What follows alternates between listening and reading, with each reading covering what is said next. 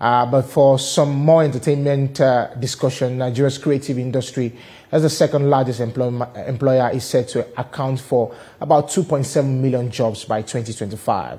According to research by Jobama, Nigeria's leading career site. Like many things in Africa, innovation comes from a lack of infrastructure or scarcity of resources, and art. Alade saw this lack in the entertainment space as an opportunity to provide a solution. The world of entertainment is not only a source of joy and inspiration, but also a realm of incredible entrepreneurial opportunities. For those who possess a burning passion for creativity and a desire to turn their artistic endeavors into profitable ventures, the path of entertainment entrepreneurship offers a thrilling journey, cultivating creativity, crafting a unique identity, turning passion into profit, building a strong foundation, networking and collaboration, and embracing innovation. Entertainment entrepreneurship is a remarkable journey that merges passion with business acumen, resulting in ventures that only entertain but also thrive economically. Like I told you earlier, joining me in the studio to discuss more on this is the Chief Executive Officer of Yankee Entertainment Limited, Kehinde Adegbite. Interesting. Thank you so much for joining us on the show. Thank you very much. It's really nice to have you here. This is your first time? Yes. Okay. All right. Let's talk about your industry. And interestingly, a whole lot of things happening. Nigeria's creative industry is massive, you know, like we just read, ranking 2.7 million jobs. How do you think that we have done, and how are you, do you think that we can do better in encouraging, to have more jobs in the entertainment industry? Well, the entertainment industry is a big business, very, very big. Initially, it has been self-struggle within the Nigerian entertainment industry. We have struggled to where we are now. But fortunately, the government is beginning to recognize what we do. The Ministry of Art, Culture and Creative Economy is doing their best now, which has never happened before. They are talking to us, they are engaging us, they are participating in what we do. We have always asked for government to give us an enabling environment. We are not asking you to come and finance what we do, but we are saying give us an enabling environment to do better than we are doing. Because in as much as a lot of money, jobs are being created, there are still a lot of challenges. A serious chain of challenges that need to be addressed. But so far so good, we are doing very well. Those challenges, one can also relate with them in terms of how the jobs are created. And you now look at the locations at where these things are probably majorly situated. Lagos, for example, is the hub of entertainment.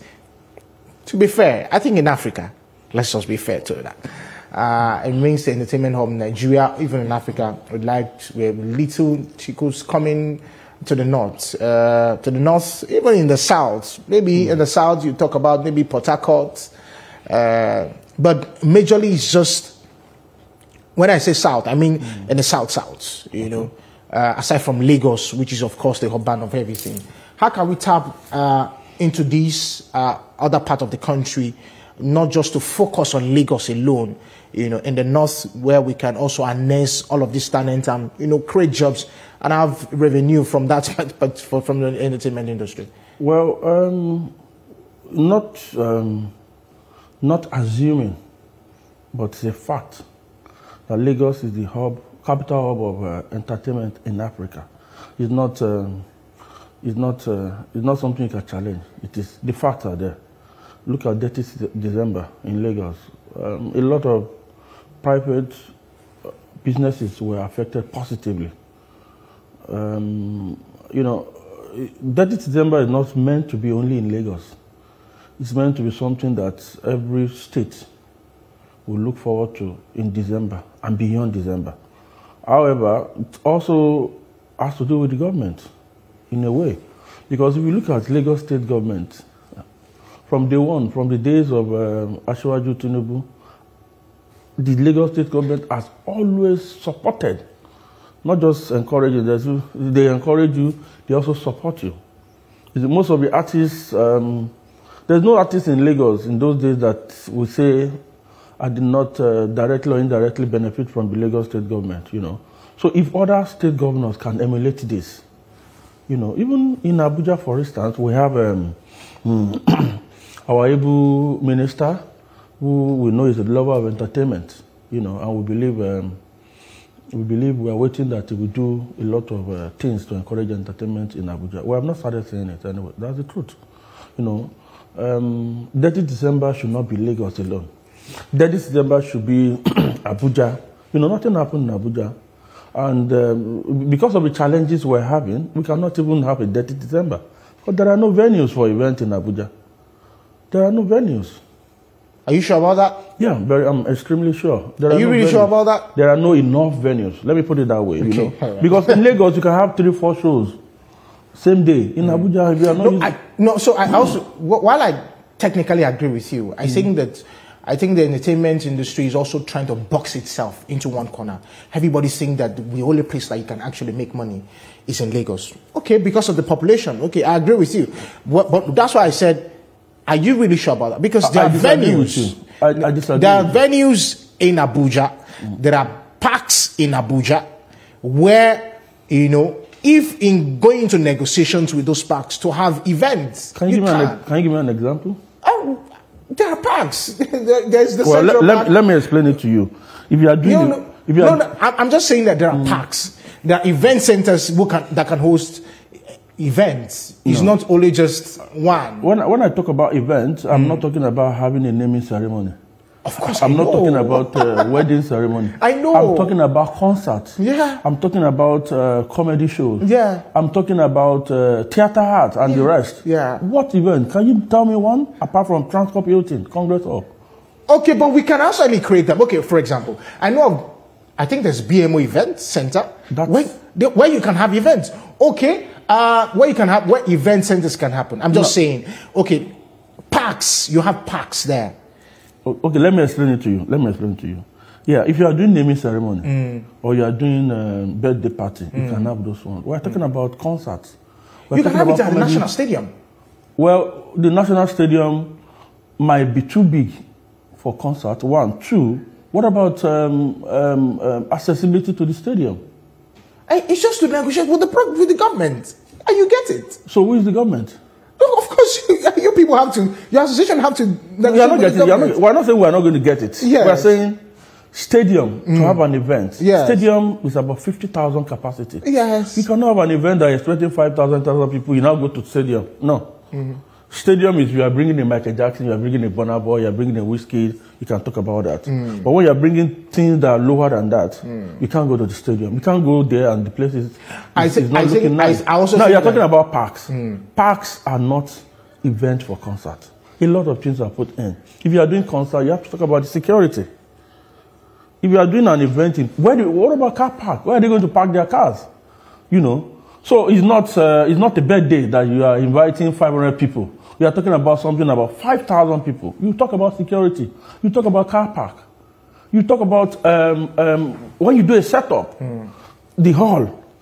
Can it withstand the sound? Okay, so let's go back to where we started from first. Yeah. If there's a need, then I think Abuja can be a hub for it.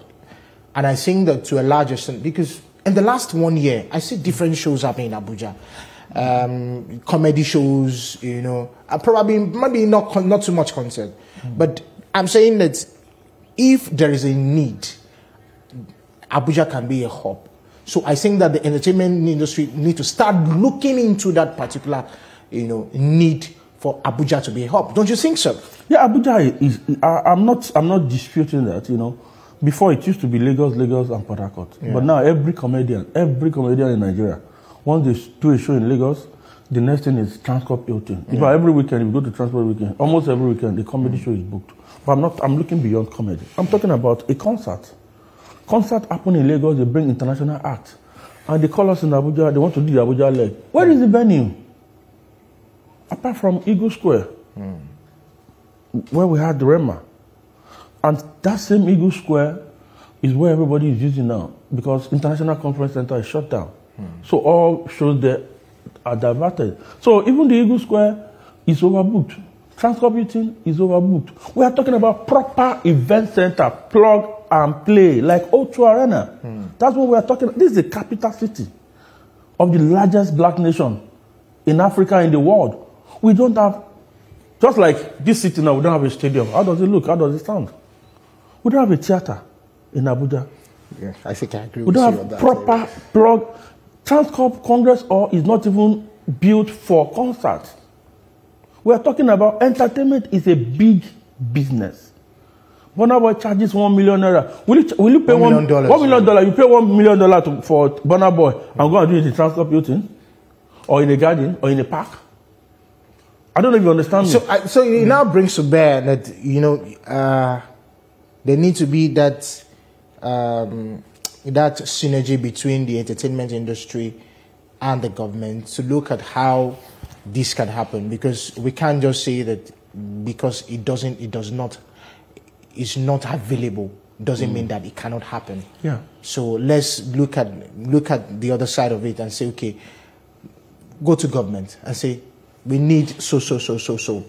Can this happen in Abuja? Because the moment it happens in Abuja, that means that every other northern state can key into this place. Now, let me tell you. In just 1 minute. The Honorable Minister of Art, Culture and Creative Economy, Barrister Anatu, I've met with him, we've met with her. She's already working on it. And she's so passionate about us having this thing in Abuja. But that is ministry. This is FCT. We are using this medium to appeal to Honorable Wike, Barrister Wike, to do something for us. He's renovating the International Conference Center already. This day dome is shut down, but we need more. Let the FCT government. The roads are fantastic. Has there been any letters submitted to you? Have there been any meeting scheduled with him? Has there been any conversation had with him in terms of all of these things? Yes, we have initiated conversation indirectly with him. Okay. However, this is another medium to tell him that we would like to come and see him. We want him to give us venues to do events. We are supposed to have events this February and April. There are no venues. We have to cancel 2 shows because Transcorp is fully booked. This day dome is shut down. International Conference Center is under renovation, and we cannot go to garden. And then the fear of the rain, we can't go to an open place to do it. You know, so there are no event centers in Abuja. Thank you so much. Thank you, Mr. Adigbite. Thank you so much for coming on the show. It's a conversation that we need to continue to have, because truly, there need to be the lifestyle in Abuja in terms of social life and entertainment needs to pick up well than that of, maybe compete with Lagos. Yes.